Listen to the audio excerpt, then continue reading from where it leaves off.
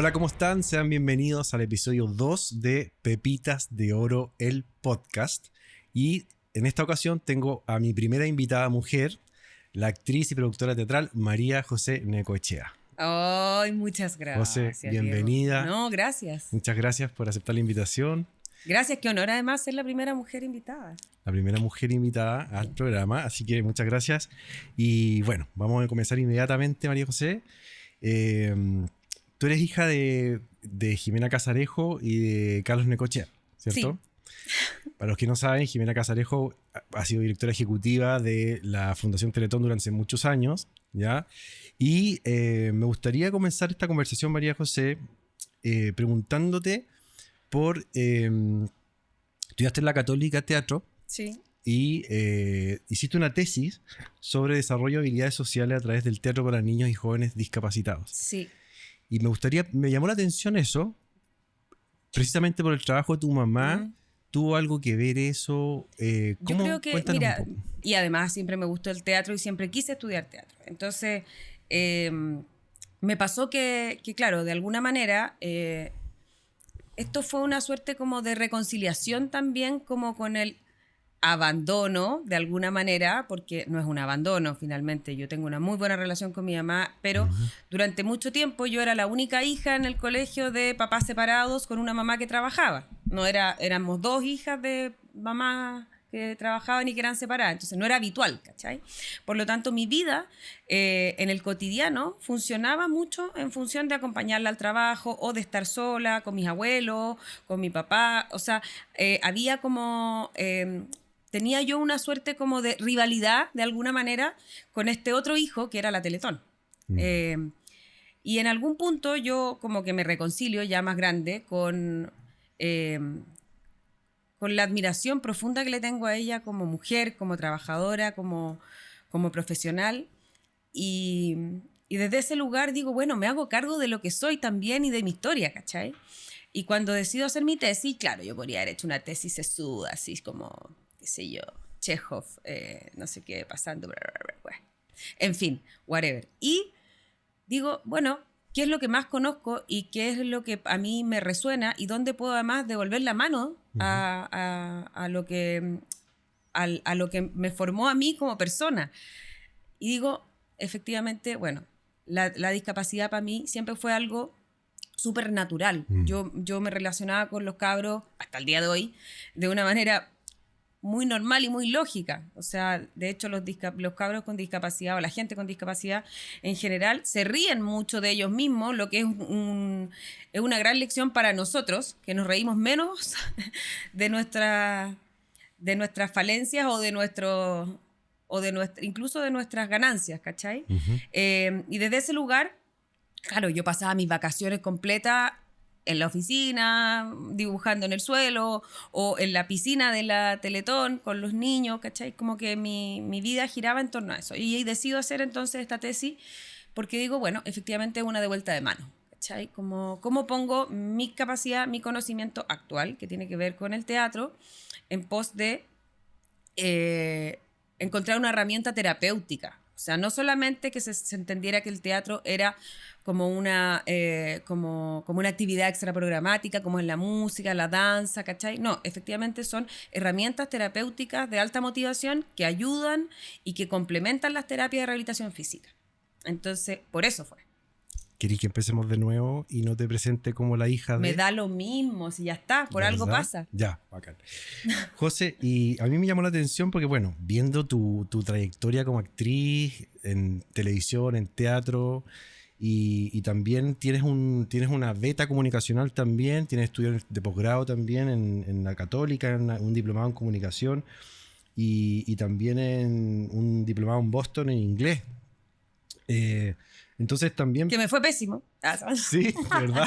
No. ¿En serio? Lo que pasa es que ese fue, en realidad, claro, el diplomado de la Católica sí, fue un diplomado que decidí tomar porque me dejé de hacer... O sea, me empecé a hacer cargo de las capacidades que tenía y que estaba en el fondo yo en una lucha constante contra no querer ser la hija de la productora de la Teletón, la gestora, el productor musical, Carlos Necoechea, ¿cachai? Como, y en un día dije, bueno... si estas capacidades las tengo en el ADN, tengo que aprovecharlas. Y Claro. finalmente por eso lo hice. Y lo de inglés, bueno, nada, fue una posibilidad que tuvimos en ese momento con mi marido y con mi hija de irnos a estudiar a Boston durante 6 meses y aprovechamos de ir a estudiar inglés. ¿Cachai? Eso fue. Pero cuesta mucho porque uno ya de más viejo, yo ya tenía la neurona un poco más tullida. Entonces, ¿Y aprendiste inglés? sí. Ya. Pero, o sea, más de lo que tenía de conocimiento en el colegio. Pero ponte tú, yo veo a mi hija hoy día que habla inglés fluidamente. O sea, a mí todavía me cuesta mucho la gramática, hay cosas que todavía tengo que entender, etcétera, etcétera. Ya. Sí. Oye, José, tú tienes una trayectoria súper vasta en televisión. Aquí yo me empecé a fijar en tu currículum. Tienes teleseries desde 2001 al 2008. Muchísima, yo diría prácticamente casi todas las teleseries de Sabatini, de la época dorada. De la época dorada, Sí. o sea, Pampa Ilusión, Círculas Montini, Puerta Adentro, Los Pincheira, por decir alguna, porque en realidad son muchas y son esas teleseries que uno recuerda así como en la memoria. ¿Qué significó para ti y qué significa hoy día el trabajo que hiciste en televisión por el privilegio que tuviste de hacerla? ¿Y qué significa y el aprendizaje que te dejó ser actriz en esas producciones?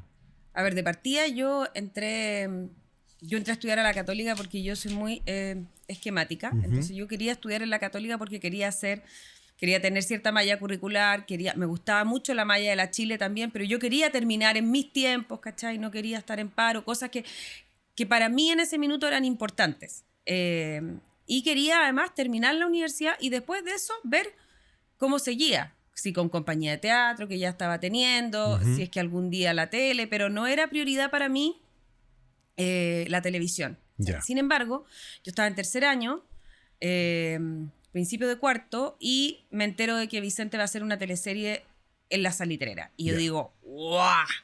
O sea, encontré que era como, necesitaba ir a ese casting. En esa época se pegaban casting además en las entradas en los corchos de las universidades, ¿cachai? sí. Entonces decía acá se solicita casting y uno iba y se ponía el número y toda la cosa. Bueno, yo no había ido nunca a ninguno, pero en este quise ir. ¿Por qué? Porque me parecía súper interesante el tema de la salitrera, de contar la historia de alguna manera de Humberstone.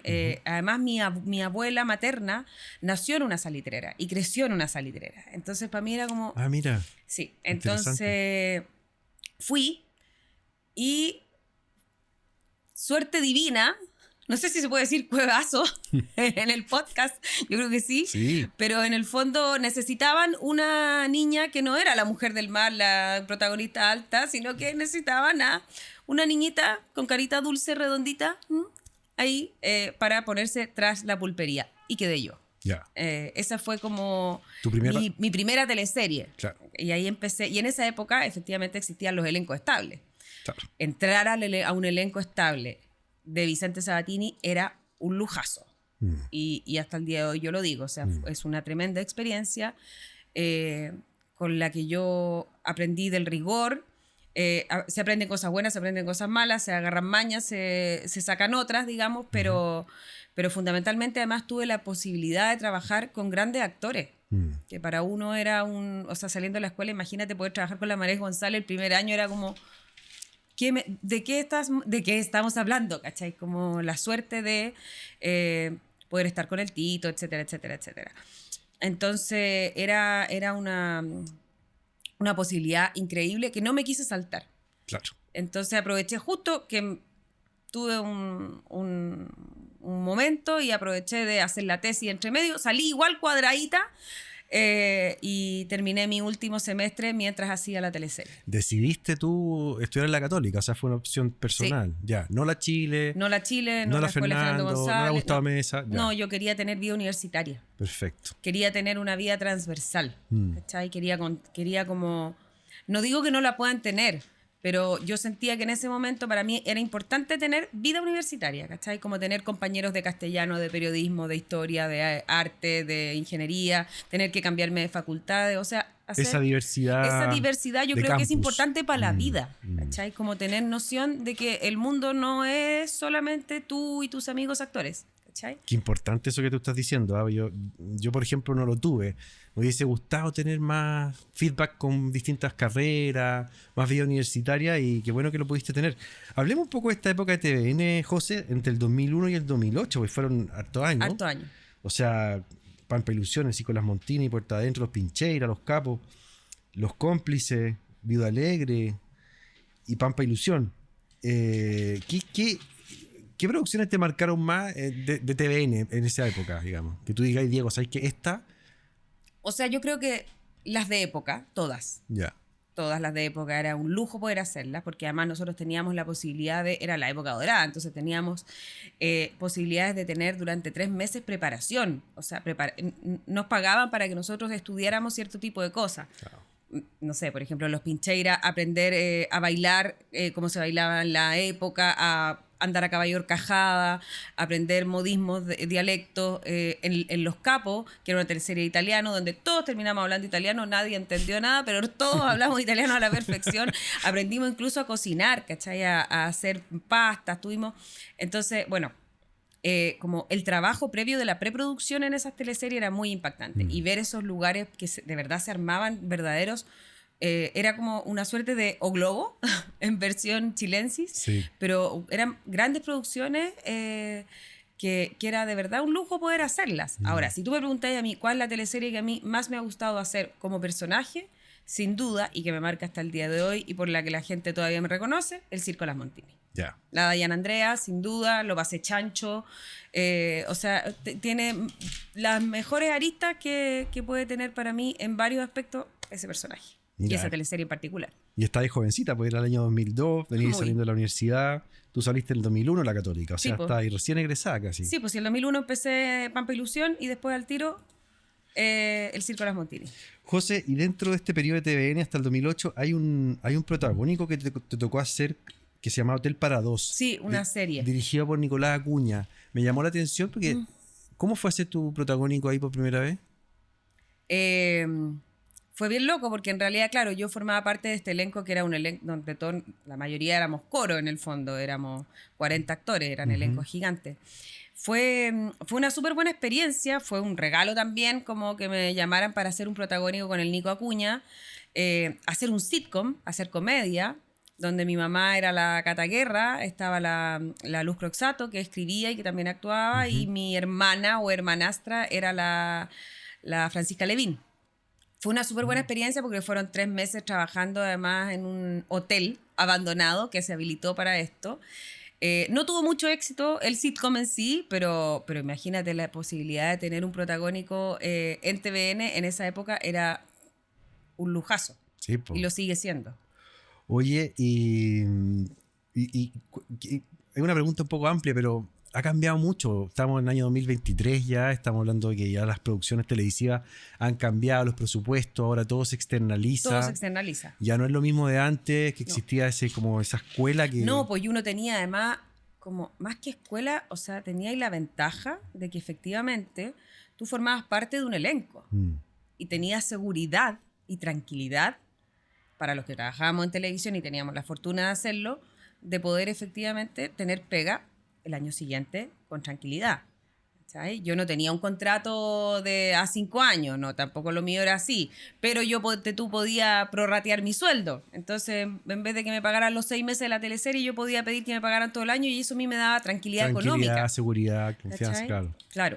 Oye, entre el 2009 y el 2012 te fuiste a Chilevisión. Ahí hiciste Sin Anestesia con Pato González. Pero eso no es que me fui a Chilevisión. Suena muy bonito, pero no fue así. No fue así. No, me llamaron para un personaje. El Ya, Pato González fuiste me a llamó para trabajar. un personaje. Sí, lo que pasa es que yo, en un momento, cuando estábamos haciendo, no me acuerdo qué teleserie, creo que Los Pincheira, creo que fue antes de Viuda Alegre, Cómplices. o Cómplice. Yo me había casado y yo quería ser mamá. Tenía Ya. muchas ganas de ser mamá y me había costado mucho embarazarme. Y un día voy donde Vicente Sabatini y le digo, Vicente, ¿sabes qué? No quiero hacer la próxima teleserie porque me quiero enfocar en embarazarme, porque algo pasa que no... Y Vicente me dice, pero tú tienes claro que te vas a quedar sin trabajo. Y fue súper honesto en ese sentido. Le dije sí, y también tengo súper claro que no soy de las actrices a las que les van a pagar para que puedan seguir embarazadas. Claro. ¿Cachai? Porque sí existían Entonces, y los contratos eran distintos, etcétera, etcétera. Bueno, me voy a mi casa y a los 3 días me embaracé. Me quedé sin pega, pero me embaracé. Ya lograste lo que... Entonces, por eso tengo ese bache en el que después vuelvo, porque me quedaba una teleserie y después empiezan justamente las teleseries con elencos más cortos, con elencos más chicos, que en ese caso fue Los Exitosos Pels, creo que se llamaba, Ya. que era una teleserie de periodistas donde había menos personas, y ahí se empiezan a reducir los elencos. Y yo entro en esta vorágine de crianza y de que ya había menos pega. Y ahí es cuando en algún momento Pato González me llama, que había sido director en TVN, gran amigo mío todavía, y me llama a hacer un personaje chiquito en Sin Anestesia. Perfecto. Sí. Y Así que decir que me fui a Chilevisión es demasiado grandilocuente. Claro. No me fui a Chile. Te llamaron me para llamaron hacer por personaje. personaje. Va a ser Ok. un bolo con continuidad, que le llamamos. José, y cuéntame cuáles fueron... te casaste joven igual, ¿no? ¿Qué Sí, a edad los tenías? 27, A los 27 años. ¿Y fuiste mamá a los...? 30. Ya. Vamos a hablar de ese tema, pero ahora me interesa porque, mira, yo lo que hice fue mirar tu currículum, me llamó la atención tu trayectoria teatral porque es bastante heterogénea. Vale decir que hay creaciones colectivas, hay obras de autor, hay adaptaciones de clásicos incluso, y hay grandes éxitos también. Y me da la sensación, por lo que yo te conozco y te he seguido, que tú siempre has desarrollado como una beta comunicacional, y por eso también te preguntaba por tu mamá, y de productora también, y que se fue gestando, bueno, y la pregunta que te quiero hacer, porque hay hartos teatros acá, he trabajado con Wendy Semler, con Cristian Soto, con Rodrigo Pérez incluso, y con la Aranza Suyankovic, y algunos grandes éxitos como por ejemplo 1:10 Cuánto me quieres del Teatro Aparte. Entonces, ¿qué es lo que te ha motivado más del teatro a lo largo de los años? Igual mi carrera como de teatro ha sido bien saltada. O sea, ahí se ve como abultada, pero en rigor, claro, al principio era todo lo que se hacía en términos como de la escuela, la cosa a pulso, ¿cachai? La creación colectiva, etcétera, etcétera. Y después cuando yo estaba en las teleseries, como que no tuve muchas posibilidades de hacer teatro, la verdad. Ya. Como que también había como una suerte de guetos, existen, como de espacios que se cuidaban para ciertas personas y donde algunas otras no podíamos entrar y tampoco yo le ponía mayor empeño, quizá, probablemente. Y bueno, como que la gran obra que yo pude hacer en esa época, mientras estaba en TVN, fue cuando me llamó Rodrigo Pérez a trabajar en Provincia Capital, que era una obra que era una adaptación de Mahagoni de Bertolt Brecht, que era una obra coral, o sea, donde trabajaba desde la Marés González, como te digo, hasta, no sé, pues estaba el Álvaro Morales, la Emma Pinto, o sea, éramos, no sé cuántos éramos. Muchísimo elenco. Éramos como 80 gallos arriba del escenario y fue una tremenda experiencia en ese sentido. Y claro, era un personaje chiquitito, pero tenía la posibilidad de estar ahí, ¿no? Claro. Y después, yo creo que durante mucho tiempo yo también estuve bien estancada, un poco, entre que uno permite y entre que te pasan las cosas también. Como que dejé la tele, dejé el teatro y como que empecé a trabajar en comunicaciones para poder sopesar y qué sé yo, y no quedarme en la casa criando. Y me pasa que claro, que llego de repente y la pandemia me abrió esta posibilidad que tú dices de haber podido trabajar con Rodrigo Bastida. Claro. Ahí es cuando yo, hoy, o sea, si tú me decís hoy, cuando reconozco que de verdad como que retomé mi actividad teatral y mi actividad como productora es a partir de la pandemia. Así. Estamos hablando del año 2020. 2020, donde 2021. tú formalmente empiezas a ser productora al Teatro Aparte. Claro. Con Rodrigo Bastida. Con Rodrigo Bastida. Bueno, para los que están escuchando en Spotify y no están viendo el video, el Teatro Aparte es una de las compañías más exitosas de este país. Rodrigo Bastida, un gran director, y han hecho obrazas. Sí. De mucho público, de mucha taquilla, y una obra de ellos que se llama De 1:10 Cuánto me quieres ha tenido muchas reversiones y bueno, y un elenco estable, y ha sido una de las compañías con mayor éxito de este país. María José, vamos a saltar un poquito al tema más personal. ¿Cómo marcó tu vida ser mamá? ¿Y cuáles han sido esos como cliffhanger o esos momentos cúlmines de la crianza? Porque me imagino, toda mujer cuando es mamá cambia las prioridades. Tú recién contaste que estabas trabajando en televisión y dijiste, ¿sabes qué? Voy a parar un poco porque quiero ser mamá. O sea, tomaste una decisión consciente de ser mamá para dedicarte a eso, me imagino que en ese momento, hasta ahora a tiempo completo, ¿no? Sí, claro. Sí. Tenía la fortuna de que tenía una pareja que tenía un trabajo estable, digamos, y podía hacerlo. No es que así como que uno dice, ahora voy a ser mamá, me voy a dedicar, porque tampoco es una tremenda pega, pero es una pega que no está remunerada, digamos. Entonces, claro, tuve el apoyo en ese minuto de mi pareja que me permitió como abocarme 100% a la crianza. Y sigo siendo una mamá muy gallina, muy... creo yo que he hecho como una buena pega hasta el día de hoy, si yo lo miro así. Ponte tú, no sé. También tengo esta sensación de que, claro, cuando tú habláis de las pepitas de oro, que hay que ir contando, pero yo creo que, por ejemplo, una gran enseñanza que yo tuve cuando fui mamá, el mejor consejo que a mí me dieron fue no escuches ningún consejo. Porque uno tiene que aprender a ser mamá.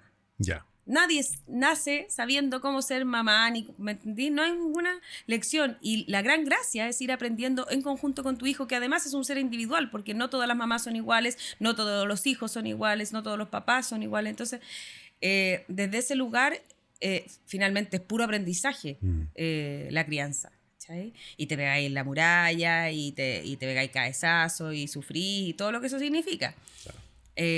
Por suerte me ha tocado una adolescencia poco dura. Tengo una hija maravillosa que ha tenido una adolescencia dentro de todo bastante tranquila y muy sabia de parte de ella. Ya, qué bueno, qué importante. Sí, uf. Oye, ¿crees que el amor de pareja puede ser? Esta es una pregunta compleja, pero te la quiero hacer porque yo sé que tú la puedes responder bien. ¿Crees que el amor de pareja... Veamos, po. Veamos, porque igual si no, tranquila que se puede. Si no, cortamos. Sí. ¿Crees que el amor de pareja puede ser para siempre? ¿O qué se requiere para uno? Porque los hijos ya se entiende que es una cosa que te llena por completo y es una cosa que es para siempre, y es ser mamá y ser papá, me imagino también. O sea, una cosa, yo no soy papá todavía, pero sí tengo muchos hermanos y sobrinos y veo cómo mis hermanos están ahí todo el rato y es realmente una pega para siempre.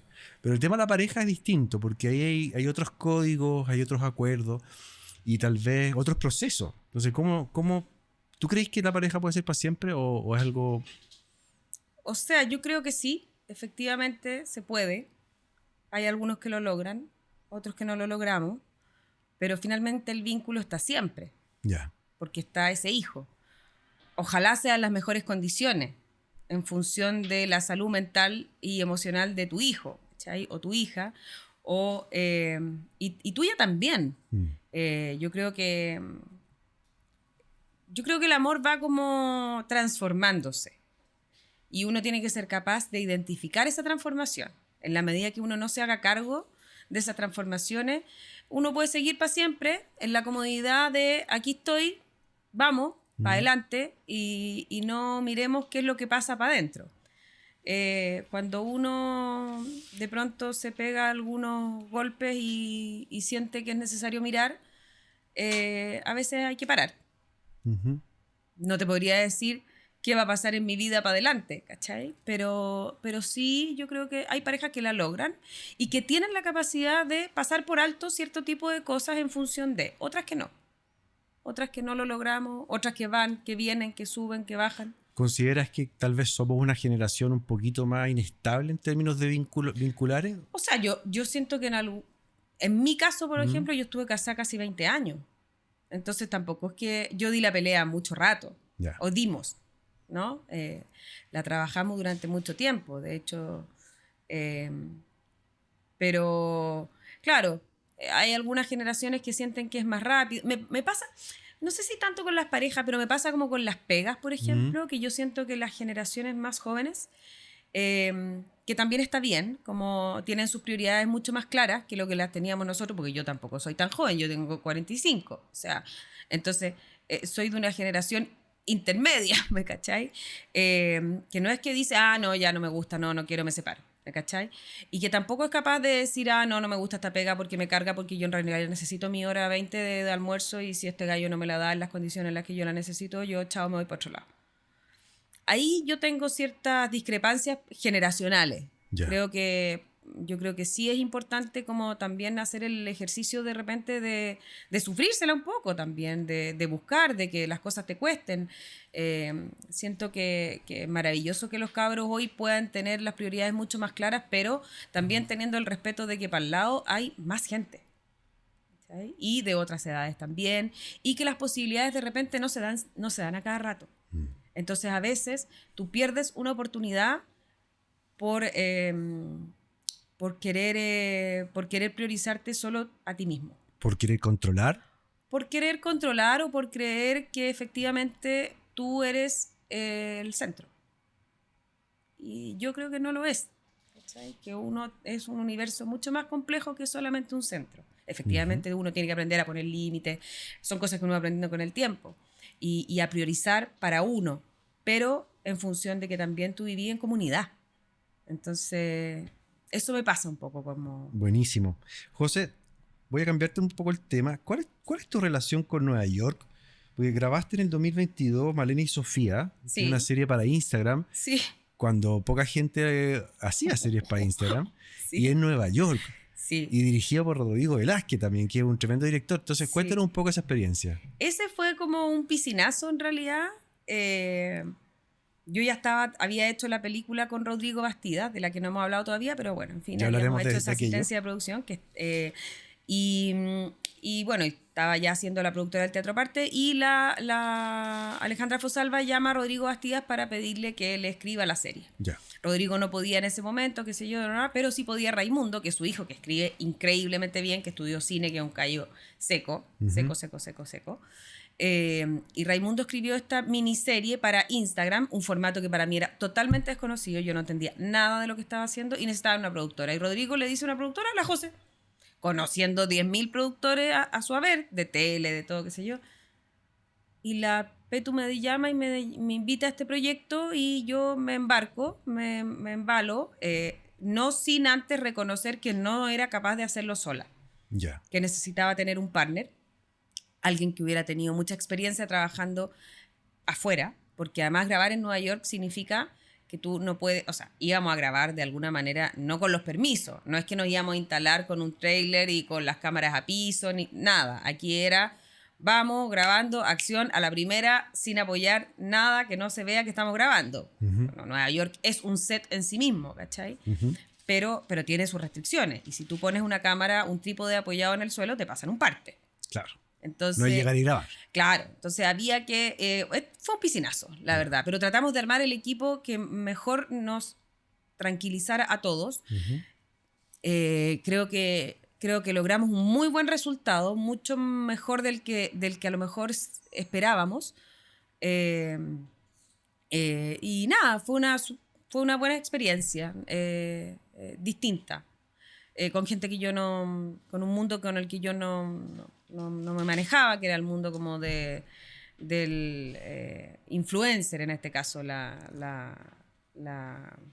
Eugenia Lemos y su pareja, que era el director ejecutivo de esta serie. Entonces también para uno un aprendizaje. A propósito de influencer y redes sociales, aprovecho a preguntarte, ¿qué opinas, José, de las redes sociales del punto de vista así fenomenológico? O sea, tanto como para el ser humano en general y también para los actores y las actrices. ¿Qué opinión tienes sobre las redes, sobre la tecnología y sobre ese trabajo? Mira, para serte súper honesta, cuando empezó Facebook, yo estaba en el colegio. Ya. O algo así. No, un poco más grande, saliendo del colegio. Y como que me abrumaba un poco esta sensación como de que todo el mundo te hablara y tener que contestar, porque yo soy muy culposa. Yeah. Entonces tener que contestarle a todo el mundo me daba mucho nervio. Entonces, de hecho, ahora tengo 7 posts en los que yo no he contestado, porque yo contesto todo. Trato de contestar todo y eso me tiene mal. Yeah. ¿Cachai? Y tengo 7 posts en los que no le he podido contestar a la gente. ¿Te sientes responsable? Me siento súper responsable. Entonces, por lo mismo, tengo solamente Instagram. Ya. Es mi única red social. Siento que es, dentro de todo, la más amable.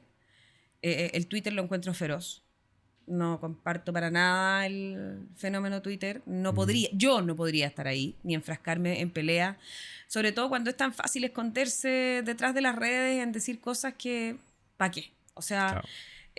yo he tenido hasta ahora súper buena experiencia con Instagram, salvo un episodio puntual, donde en realidad decidí no hablar porque no valía la pena, porque, ¿sabes lo que pasa? Que siento que la gente es muy irresponsable en enjuiciar, sin saber. Entonces, he aprendido cómo a contestar lo que hay que contestar. Porque no me voy a meter en un tema, no voy a entrar a explicarte algo que no vas a querer entender, porque no vas a querer nomás. ¿Cachai? Perfecto, y es en términos de interacción, pero en términos de posibilidad como de... Como fenómeno, como fenómeno para mostrar tu trabajo. Maravilloso. O sea, es lejos hoy la mejor herramienta para publicitar, para en las mismas obras de teatro. O sea, para a nosotros la gran herramienta nuestra hoy ni siquiera son las entrevistas en televisión, ni siquiera son las entrevistas en el diario. O sea, nuestra gran herramienta hoy son las redes sociales. Perfecto. Hablemos del año 2020, empezaste a ser productora oficial del Teatro Aparte, con Rodrigo Bastida. Guión demente. Guión demente. Okay. Es un demente. Es un demente. Es un demente. Ya vamos a hablar de Rodrigo. Tuve una pregunta. Aparece el proyecto Un Loco Matrimonio en Cuarentena. Cuéntanos, ahí está, actuaste y produciste. Cuéntanos cómo se gestó esta película. Esta película se gestó, perdona, te paré antes. No, dale, por favor. Mira, se gestó en que estábamos todos encerrados en las casas. Ya. Cuarentena. Lo que nos pasó a todos, sí. sin pega. Y además con la necesidad de generar algo. ¿Cachai? Como en el caso de los actores, de los productores, como que tenemos la cabeza todo el rato como en constante flujo, ¿cachai? Como que no nos para la bolita en la cabeza de ir imaginando cosas. Claro. Y en ese minuto al Pato, que era mi pareja en ese momento, que es productor de televisión, se le ocurre una idea. Se le ocurre una idea y se la cuenta a Rodrigo. Y Rodrigo, que prende con agua, la empezó a escribir con la Milena y con Raimundo. Y empezamos a tener reuniones por Zoom y empezamos a escribir esta película que era la idea de un matrimonio por Zoom en plena pandemia. Y empezamos a convocar y a generar toda una preproducción donde yo hacía asistencia de producción en realidad, porque no fui la productora, pero hacía asistencia de producción. También hice catering, también hice asistencia de arte y vestuario y actué. Pero eso es muy porque, claro, es muy mi manera de trabajar también, que no sé si es buena o es mala, muy de circo chamorro de hacerlas todas. Pero, claro, empieza a aparecer esta película que convocamos desde el Benja Vicuña, Lucho Ñeco, Tomás Vidiella, que fue su última película, Jaime Badel, el Diego Muñoz, la Mónica Godoy, la Yoya Bresky, Fernando Godoy, nuestros amigos del Teatro Aparte, por supuesto, todos, ¿cachai? El Chico Muñoz, Mucha la Claudia gente. Pérez. Casi 40 actores. Wow. Y todos dijeron que sí, porque también estaban todos encerrados en sus casas sin poder hacer nada. Y muchos dijeron como... O sea, nosotros armamos una productora en ese momento, todo online, para poder hacerlo en regla. O sea, existía un protocolo ya donde nos permitían a nosotros, los audiovisuales, hacer cosas, ¿sí? Que ya nos permitían ir saliendo a hacer algunas cosas puntuales. Yo justamente tenía un contrato con una teleserie, que era Demente en ese momento, entonces podía salir. Y armamos toda esta estructura donde todo fue hecho por Zoom, desde la preproducción, desde muéstrame tu casa, muéstrame eso me sirve, eso sácalo, esto no sé qué, Wow. pidiéndole a los amigos como ya cose el pompón, este vestido, tenía esto, no, yo tengo esto otro, todo por Zoom. Tanto así que el día de la grabación, el primer día, yo conozco a la Milena Bastidas, que era la que había escrito el guión también, la hija de Rodrigo, que es la protagonista de la película, que es una tremenda actriz. Y con la Mile nos miramos y me dice, bueno, yo juraba que tú eras mucho más alta. Así como, me da tontera, ¿cachai? Y yo le digo, y yo juraba que tú eras muchísimo más bajita de lo que... O sea, cosas como, ¿me entendí? Que nos conocimos ahí. Verse la presencialidad Ese que no se día. habían visto online. Se habían Claro. visto solamente online. Solamente online. Y ahí empezamos a generar esto. Fuimos súper obsesivos, la verdad. Filmábamos con trajes. Ya. Que yo me llevaba todos los días para sanitizarnos, hacíamos PCR constante, teníamos antígenos, Lógico. andábamos con zapatitos de eso. Parecíamos astronautas haciendo esto, sobre todo el día que grabamos las escenas con Jaime y con Tomás. Ya. Ese fue el día más, así como fuimos súper obsesivos porque fue en nuestras mismas casas. Sí, po. Entonces teníamos que resguardar el aforo, todo lo que eso significaba. Las comidas, por ejemplo, las teníamos todas envueltitas, venían todas como todo sanitizado. Era, Claro. claro, era bien. Y uno lo mira hoy en perspectiva. Y fíjate que ahora que se estrenó la película, pasa una cosa bien loca porque se volvió, además de que es una película muy entretenida, que es una comedia muy hilarante, porque es muy demente todo, un poco documental, Ya. con la perspectiva de los años que han pasado en función de que todavía estamos en pandemia, pero más suave, digamos, y de las cosas que hacíamos, ¿cachai? De cómo vivíamos, cómo vivimos la pandemia. Entonces, se vuelve un algo documental. Oye, bueno, y ahora se puede ver la película, ¿no? Ya está, sí, en Cinemark. Pásate el dato para que la gente la sepa y la vaya a ver. Está en Cinemark, pudimos por fin estrenarla. Lo más importante es que además la gente la pueda ver porque tú sabes que en el cine, si no tiene la cantidad de público que requiere, te sacan la película. Sacan la película. ¿Y en qué? En Cinemark. Cinemark, estamos en 4 salas en Santiago, una sala en Talcahuano y la otra en Viña. ¿Y acá en Santiago también? Acá en Santiago. Y ahora que estamos, bueno, no sé si esto vamos a alcanzar a verlo antes de que, pero estamos en el día del cine. Así que... Con mayor razón hay que ir a mayor verla. razón. Un loco matrimonio en cuarentena. Sí. Ya saben, para los que están escuchando este episodio, vayan a verla. La película escrita por Rodrigo Bastidas y actúa también por José Necochea. José, ¿qué te gustaría? Esta es una pregunta más del ámbito cultural. ¿Qué te gustaría que mejorara en Chile en materia de cultura? ¿Hay algo en particular? Ahora que te ha tocado trabajar, o sea, que estás trabajando yo también como productora, ya vamos a hablar de No me dejen hablando solo. ¿Qué te gustaría que mejorara? No sé, acceso, sala, no sé, convenio, o desde la gestión. ¿Qué te ha tocado ver? Yo creo que lo que es muy duro es que todo es autogestión. Y que además siempre hay que, o sea, a ver, en este país no hay cultura teatral. No pasa lo que pasa en Argentina, que la gente va al teatro y está dentro de la canasta familiar. ¿Cachai? Yo tengo considerado en mi canasta que el teatro forma parte de mi diario vivir. Por lo tanto, de alguna manera también eso hace que no sea una prioridad para las autoridades, ¿me entiendes? Y desde ese lugar todo tiene que ser muy a pulso, hecho muy a pulso. O sea, todo tenéis que andar buscando como los auspicios, además los auspiciadores no auspician teatro porque sienten que no hay retorno cuando sí hay retorno, porque generalmente lo que pasa es que el teatro produce un movimiento alrededor donde los restaurantes se llenan alrededor de ese teatro, donde, o sea, pasan muchas cosas. Claro. Sí son un fenómeno que le ayuda a un auspiciador, pero no debería ser así. Nosotros debiéramos tener unos financiamientos que sean más transversales, además, que no se los ganaran siempre las mismas personas, que no existiera además este juicio que a nosotros nos pasa como Teatro Aparte. La compañía Teatro Aparte es la compañía que lleva más años junta en este país. Sin embargo, es una compañía que está súper enjuiciada porque hace comedia. Claro. Y porque durante un tiempo en el que había que, según un grupo de gente, solo hacer cosas más densas, digamos, por no decir solo estar en la resistencia, que también lo estaban, pero la gente no lo quería ver, han sido muy enjuiciados, ¿cachai? Como por ser como teatro comercial, que le llaman. ¿Y cuál es el problema? Que es como un prejuicio clásico que existió hace muchos años. ¿Cuál es el problema de que nosotros podamos vivir de esto? Claro. De eso se trata, que podamos vivir y no tener que sobrevivir a costa de pasarlo mal, ¿cachai? Sí. Entonces, por ejemplo, nosotros no nos vamos a ganar nunca un fondo, porque la gente cree que Rodrigo nada en dinero, ¿cachai? Y no es así. O que el Teatro Aparte... No, esto siempre es cooperativa y siempre en el fondo lo que nosotros hacemos es lo mismo, es gastamos entre todos y después recuperamos la plata del borderó. ¿Pero se puede vivir del teatro hoy día?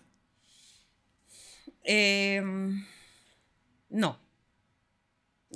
Okay. O sea, se puede sobrevivir. Ya. Tienes que hacer muchas otras cosas. Claro. Tienes que hacer muchas otras cosas paralelas. Hoy nosotros tenemos la suerte de estar en una obra donde efectivamente estuvimos un año en cartelera recién con el de 1 a 10, donde nos fue muy bien a todos y pudimos tener buenos sueldos para todos, transversalmente, desde el equipo técnico hasta los actores. De manera más constante. Sí. Y poder, de alguna manera, también incluso acompañar a aquellos que necesitaban ayuda, ¿cachai? Pero no es que tú digas, voy a hacer teatro y me voy a hacer rico. Imposible. O sea, por eso Rodrigo escribe teleseries, por eso Rodrigo escribe series para Netflix, por eso yo también hago producción en otras cosas, etcétera, etcétera, etcétera. No es que uno se sienta, recibe la plata del fin de mes. O sea, además los teatros te pagan hasta 90 días. Estamos en Chile. Estamos en Chile. José, hablemos de No me deje hablando solo.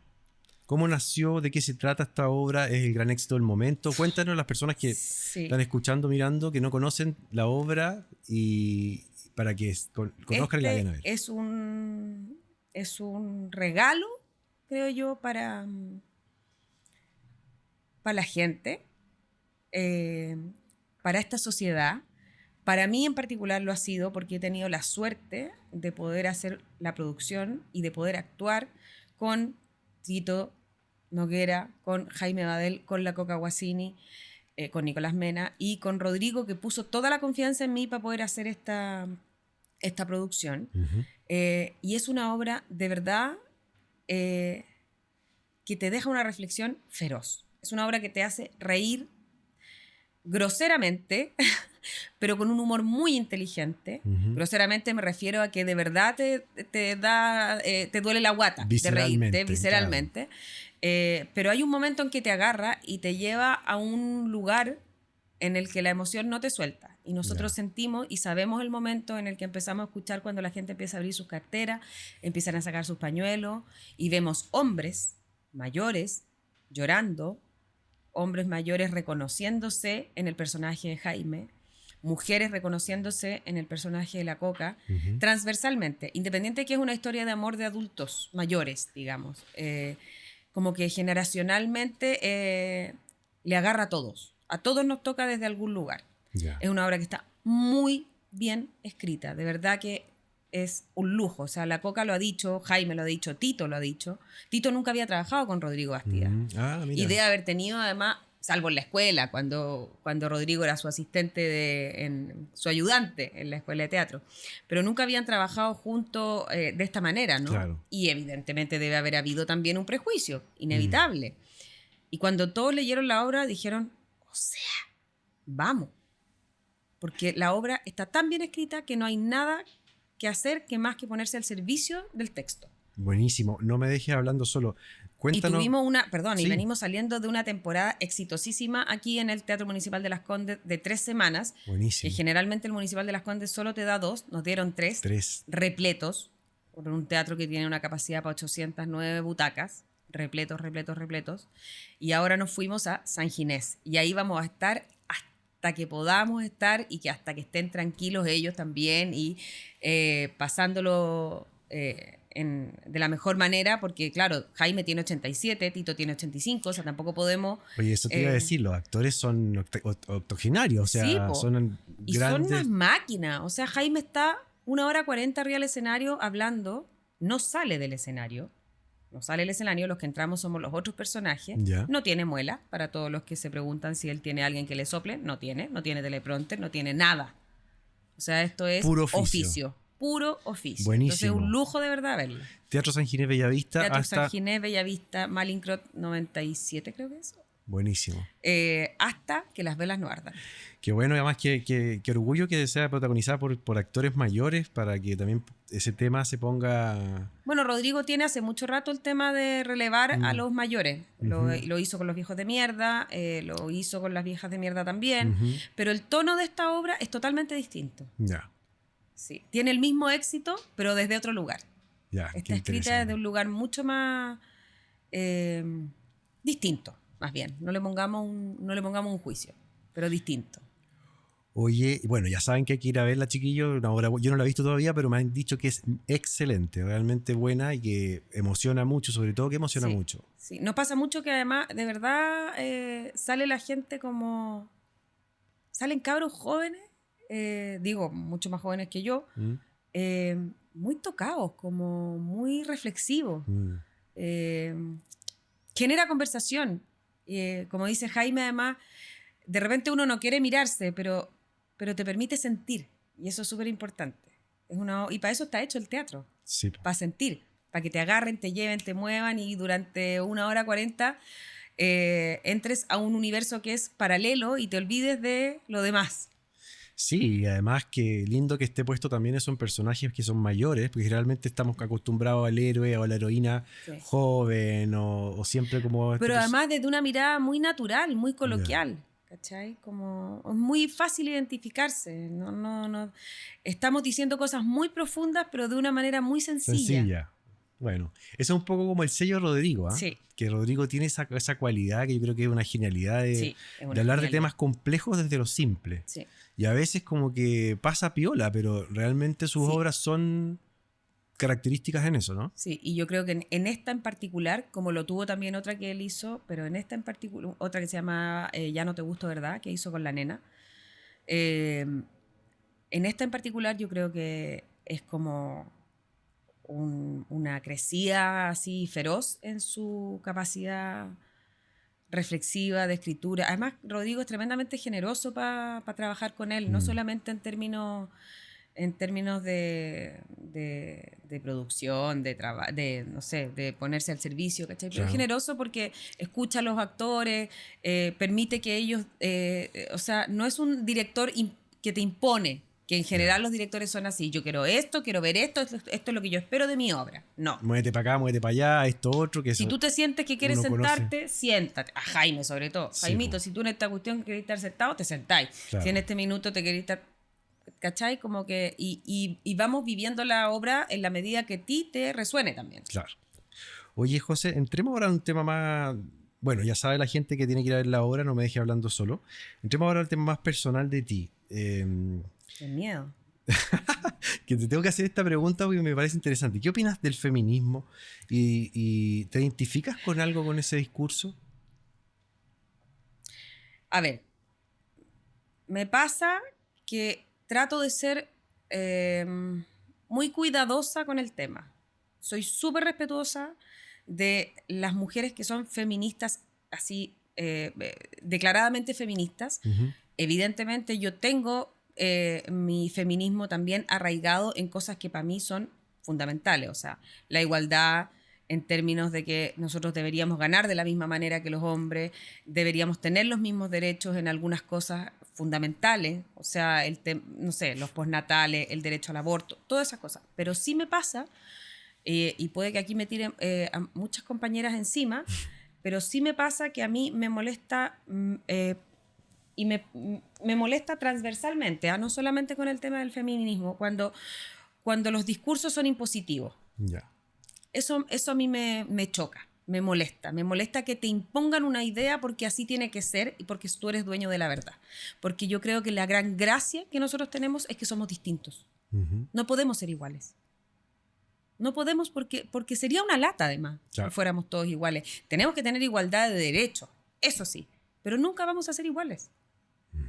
Entonces, eso me pasa que comparto muchas de las ideas, pero si a mí me obligan, por ejemplo, X entidad a la que yo pertenezco como actriz a tener que hacer algo que a mí no me resuena, yo no lo voy a hacer. Si eso significa que a mí me tienen que vetar en algo, yo duermo con mi cabeza tranquila en la almohada. Y esta equiparar un poco la paridad de sueldos, de derechos. Eso es fundamental. ¿Pero es una tarea de las mujeres o también de los hombres? De los hombres también. Ujú. O sea, si finalmente son los hombres los que están en el poder y los que ponen las reglas del juego. Sí, po. Y efectivamente los Entonces, hombres ganamos más y eso no dice... ganan más, efectivamente. En el teatro no. En el teatro no. No en el Nosotros teatro. en este caso nosotros tenemos... Muy buen ejemplo ahí. Sí, muy buen ejemplo. Claro, Sí. porque aquí, por ejemplo, o sea, bueno, en el teatro aparte nosotros ganamos en partes iguales. Todo se divide en partes iguales. Aquí no hay porcentajes diferenciados. Ya, perfecto. Y en el caso de No me deje hablando solo, por supuesto que hay una diferenciación porque están estos tres grandes actores, pero los tres grandes actores, los dos hombres y la mujer, ganan lo mismo. Ya. O sea, aquí no hay una diferencia. Oye, a propósito de feminismo, ¿cómo tu hija, que es una adolescente... Sí, pues ahí hay ¿cómo un has tema. lidiado con Ahí, claro, las ella nuevas de hecho... generaciones vienen? Sí, pues además que ella es parte siempre de todos los movimientos de género dentro del colegio, afuera y todo, y yo la acompaño a las marchas y vamos juntas y hacemos, pero también trato de explicarle que el universo de la diversidad también es importante. Entonces, no tenemos choque, por suerte. Ya. En algún comienzo sí, cuando empezó esta cosa por ejemplo, del hablar con E, que a mí me complica mucho, porque El lenguaje inclusivo. el lenguaje inclusivo a mí me pone muy nerviosa. No lo logro, no me entra. No lo practicas. No lo practico. Prefiero ser un poco más genérica y decir hola a todos y todas. ¿Tu hija lo practica? No, Ya. pero sí lo vive. O sea, pero sí tiene compañeros, amigos que son amigas, que son... O sea, que es todo un mundo que uno desconoce y que también ellos tienen que entender que para nosotros generacionalmente es más difícil de entender. Pues. Si para nosotros era o blanco o era negro, no había más alternativa. No había más alternativa. ¿Cachai? Lo que no significa que uno flexibilice. Hay que hacerlo. Pero claro, con las nuevas generaciones uno tiene que aprender. Tiene que aprender, flexibilizar algunas cosas, pero ellos también tienen que aprender a ser tolerantes con la inexperiencia de uno también. Po. Sí, pues. No, las generaciones de ahora vienen diferentes a la nuestra Sí. y tienen que escuchar todo ese discurso también que muchas veces polariza. Pero en ese sentido tienen que aprender también a no ser impositivos, a no ser dueños de la verdad, porque nadie es dueño de la verdad. Uh-huh. Porque todos tenemos derecho a opinar de una manera distinta, con respeto, obviamente. Uh-huh. O sea, a mí me pasa, ponte tú, que cuando llega alguien y empieza a decirme es que los actores son todos unos comunallos. Yo digo, a ver, señor. ¿Cachai? Como, no voy a entrar en esa discusión. Ese sesgo, no voy a entrar en ese espacio. Es que es real, existe. Po. Y es terrible, porque no voy a... Y ahí es cuando uno en la red dice, no, yo no voy a entrar en esta discusión, porque no vamos a entrar a explicarle a la señora que el socialismo es distinto al comunismo, que el Partido Radical, que no sé qué, que una mirada humanista no es lo mismo. No. ¿Cachai? Entonces, ahí es cuando uno dice, no me gusta la cosa tan ortodoxa, ¿cachai? Tan de dar cátedra. Ya. José, una pregunta más abierta. ¿Cuál es tu próxima meta o sueño que te gustaría alcanzar este año y el próximo? ¿Dormir? ¿Descansar? En lo inmediato, descansar. Porque he tenido... no he parado, lo que es muy bueno y se agradece. Pero... ¿qué me gustaría alcanzar este año como meta? Tenemos un proyecto puntual del que no puedo hablar, con mis compañeras de Malas Madres, obra que también hice este año, y que me encantaría poder sacar a flote este año. Es un proyecto... Malas Madres. Malas Madres, que es la obra que dirigió Claudio Redondo, tienes razón. donde está actuando con la Mónica Godoy, con la Cata Olcay y la Ana Luz Figueroa. Mori Vitacura, que terminó recién. Ya. Yo me tuve que ir un mes antes porque me fui, ya no me dejé hablando solo a actuar y ya no me daba el cuerpo para ir a hacer dos funciones al mismo tiempo. Me imagino. Y ahí me reemplazó la Pauli Guiluz, gran actriz, que además tomó este desafío de una manera muy amorosa y fue muy generosa en recibirlo. Eso me gustaría honestamente a mí me gusta mucho la tele, a mí me gusta hacer televisión, me gusta hacer teleseries y creo que todavía tengo... ¿Te gustaría volver Me gustaría volver. Buenísimo. Sí. Aunque Rodrigo Bastidas me dice a cada rato que no. Sí, ¿Por quédate qué? Quédate aquí. ¿Para qué? feliz. No sé qué. No, por muchas cosas, pero a mí me gusta el género. Sí. Me gusta lo que pasa, me gusta lo que sucede. Y yo crecí ahí también. Entonces, no sé si este año, pero me gustaría mucho hacer cine. O sea, sueños tengo millones. Y el que más me importa este año no es para mí, es para mi hija que se va este año, en agosto, un año a estudiar afuera. Ya. Y tiene 15 años. Me voy a morir. ¿Eso te tiene Mal. un poquito nerviosa, quizás? O sea, ojalá tener mucha actividad de agosto a agosto, para no pensar en ella. Porque se va 12 meses, igual es harto. Es mucho. No deja de ser. No deja de ser tan chica. Y tiene un año, sí. Claro. O sea, es un año y tiene 15 años ella, entonces mucho, sí. Bueno, pero también es medio aprendizaje y imagínate, va a llegar hablando idiomas. O sea, uno no, y ella ya habla inglés y todo. Si uno lo toma desde el punto de vista del aprendizaje, para ella es glorioso. Pues si en el fondo uno ahí es el egoísta que piensa en cómo se la va a sufrir. Como mujer, como actriz de 45 años, ¿cómo definirías tu vida hasta ahora? Yo creo que tuve un renacer importante a partir de la pandemia y de este descubrimiento que tuvo Rodrigo Bastidas en mí. Así.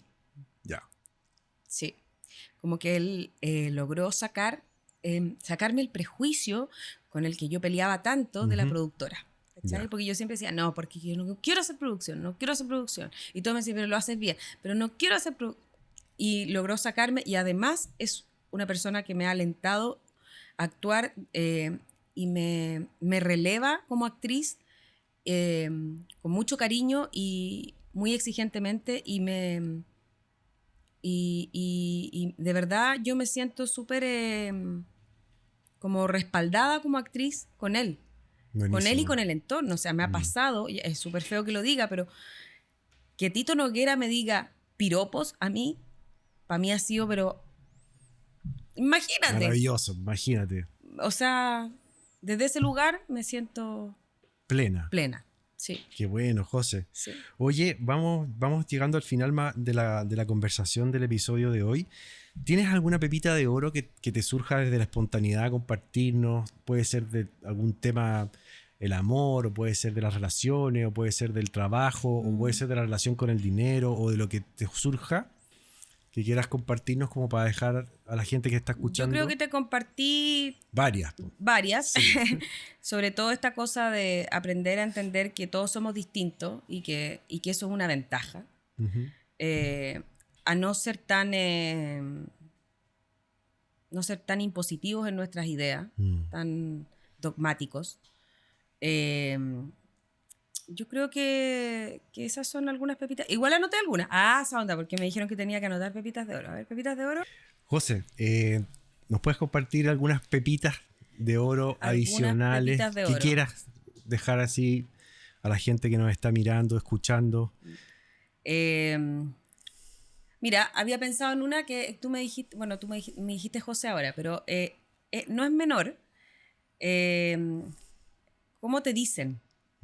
Puede sonar un poco freak lo que te voy a decir, pero claro, mi nombre es María José. A mí durante toda la época del colegio me dijeron Maripi y a mí me cargaba. Maripi. Lo odiaba profundamente. Y cuando yo entré a la universidad yo decidí que yo me llamaba José. Y de ahí para adelante yo soy la José. Ya. ¿Cachai? Entonces, marca mucho la diferencia a cómo tú decides que quieres que te digan también. Uh-huh. Karmáticamente, si uno lo quiere mirar, etcétera, etcétera. Esa es como una pepita de oro si es que alguien quisiera saber. Otra pepita de oro que yo creo que he aprendido... Perdón, esa pepita sería llama a las personas como quiere que se llamen. Como se sientan ellos, sientan cómodos. Claro, Ya, como perfecto. se sientan cómodos también, porque tu nombre en el fondo, o como te dicen, marca mucho lo que tú eres y lo que haces. Y cómo lo haces. Define tu identidad también. Totalmente. Tu autoestima. Totalmente. Y desde ese lugar yo creo que hay cosas que uno trata como de enseñarle a los hijos, como no estés en los lugares en los que no sientas que tienes que estar, por ejemplo. ¿Cachai? O sea, yo he tratado como de explicarle a mi hija como, no se trata de decir, no me gusta esta cuestión, me voy, ¿cachai? Sino que como ser súper concreto de ver en qué lugar a ti te cuidan, en qué lugar a ti te quieren, en qué lugar te tratan bien, en qué lugar tú te sientes pleno o plena, desde el punto de vista afectivo, desde el punto de vista físico, ¿cachai? Y ser capaz de verbalizar esas cosas, como no quedarse callado cuando uno de repente, y ceder demasiado en función de los otros, o de que todo ande en orden, ¿cachai? Yo creo que esa es como una lección que yo he tratado de alguna manera inculcarle a mi hija. Uh-huh. ¿Qué otra pepita de oro te podría decir? No sé, a ver, todas las que tengo anotadas. Que no sé si son pepitas de oro en realidad, pero... Consejos, tips, sugerencias. Claro. ¿Sabes qué? Me pasa mucho como... Bueno, el tema del poder. A mí me pone muy mal la gente que tiene poder y que lo usa mal. Ya. Me pone de mal humor.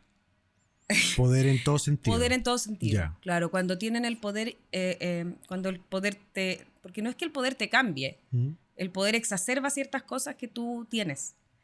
Y si la gente no lo sabe utilizar de buena manera, a mí eso me pone de mal genio. Ya. Esas son cosas como... Puede ser poder económico, poder jerárquico. Sí, todo. De un poder jerárquico, un poder económico, un poder o un poder incluso en términos de relaciones. ¿Cachai? Ya.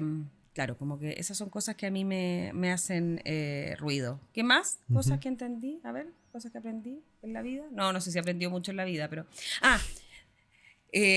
y otra cosa que es como... Que esto tiene que ver con que yo tengo una condición, porque no es una enfermedad. Yo soy disautónoma. ¿Ya? Tengo disautonomía, entonces de repente me voy a negro. Por eso siempre ando con mi botella de agua que tengo escondida ahí, siempre ando tomando ¿Puedes líquido, contarnos no sé a los que no sabemos qué es la disautonomía? Básicamente es una alteración en el nervio vago, ¿Ya? que es el que controla todo, desde el sistema digestivo hasta... y pasa por el corazón. Yo de repente tengo unas taquicardias así, que siento que se me va a salir el corazón, puedo llegar a la clínica, pero no me aparece en un electro. Y hace que mi cuerpo de repente no pueda funcionar, ¿cachai? No pueda funcionar realmente, o sea, días que no me puedo levantar. Literal. Y no es que, la floja. Entonces hay un prejuicio frente a todas aquellas enfermedades, la fibromialgia, todas aquellas cosas que son llamadas enfermedades raras. En este caso la disautonomía es una condición. Y hay un prejuicio y la gente no sabe de qué se tratan. Además son... tienen tratamientos súper caros, te limitan en la pega y la gente no la sabe entender. Y desde ese lugar, yo creo que lo que más he aprendido con esta condición que yo tengo es a escuchar mi cuerpo. Entonces, desde ahí yo pongo límites. Cuando digo no puedo, no puedo. Y no puedo no es porque no quiera, no es porque yo no, de verdad no puedo, porque me voy a ir a negro y me voy a desmayar aquí. Entonces, necesito parar. ¿Y tú Por sabes? suerte nunca me ha pasado en el teatro. Pero te das cuenta cuando Sí, porque he aprendido a escuchar mi cuerpo. Y yo creo que eso es súper importante. O sea, como hacerle caso al cuerpo, porque el cuerpo es súper sabio en eso. Cuando tú te sentís realmente cansado y de verdad tenés que ir a la fiesta porque es el cumpleaños de la amiga, no sé qué, y no te da, no vayas. No vayas por el otro. ¿Cachai? Como, yo creo que es mucho más honesto ser capaz de decirle a quien te está esperando... No puedo porque no puedo, veamos otro momento, ¿cachai? Como, yo creo que esas son como pepitas de oro que yo te podría dejar. Buenísimo. No sé si son tan buenas, pero te pueden servir. O sea, a mí, a la persona que está escuchando y seguro que les van a servir porque además tienen que ver con tu experiencia. Hay un dato que no dijimos, que antes que terminemos el episodio me gustaría mencionar. Tú eres hija única, Sí. ¿cierto? Sí, pero por suerte, y no es porque lo diga yo, ¿Ya? mucha gente dice que yo soy muy poco hija única. Ya. Y mi hija también es hija única. Y nadie diría que es hija única. Ah, ya, perfecto. Yo no soy hijo único, pero sí las personas que son hijos únicos tienen como una conciencia, digamos, diferente, quizás porque han sido criados como Claro. sin hermano. En tu caso, ¿cómo lo has llevado eso bien? A mí me habría encantado tener hermanos. Ya. Ahora, según una periodista que escribió una biografía de Mario Kreuzberger, yo tengo una hermana. Tengo una hermana que estudió con la plata de la Teletón de todos los chilenos en Argentina. Ya. Periodismo. No la conozco. Para que tú veas que la gente de repente usa el poder y la información de manera errónea.